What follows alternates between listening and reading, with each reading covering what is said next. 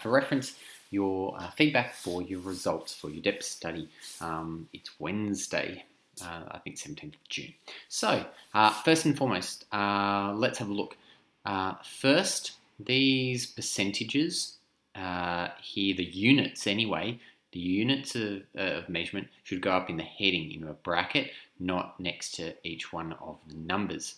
Two, we need to be consistent with the numbers. Sometimes you've got 1 decimal point and sometimes you have 0 decimal points. So I don't know if that's an inaccuracy. That's just inaccurate. So we want to either do 8.0 here or 11.0, or either put them all as whole numbers. So whichever one you've done to that level, if that's 8.0 because you know it was 0.0, you must put that because it does show accuracy.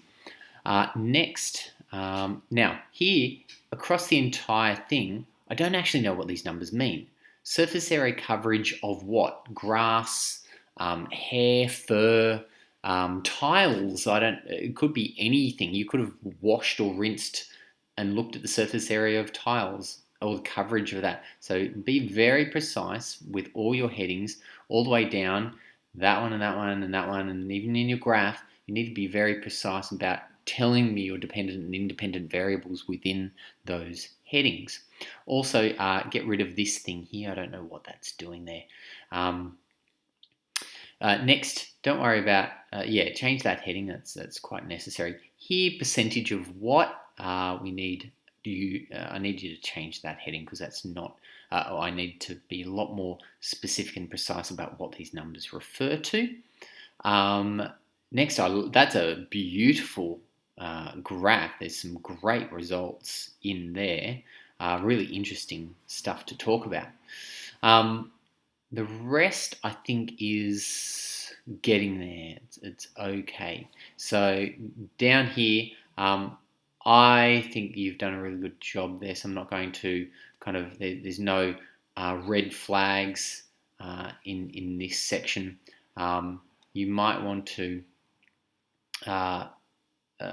be a little bit more precise about, well, is there any information or research that supports kind of these interesting ideas that you've seen here. Now, obviously, is there anything other than, because here this is a total one there, was there any fungi or mold in that? You've talked about kind of the bacteria and the interesting ideas there, but was there any other species in there that you might also be able to talk about that might interact with the bacteria that you're looking at and then might have an effect? So that might be one more thing you can add into your written results. Okay, short and sharp. You will need to think very carefully about making those changes, especially on those headings, to make sense and get rid of those percentages, but not percentage units of measurement up to the heading instead. All right, great.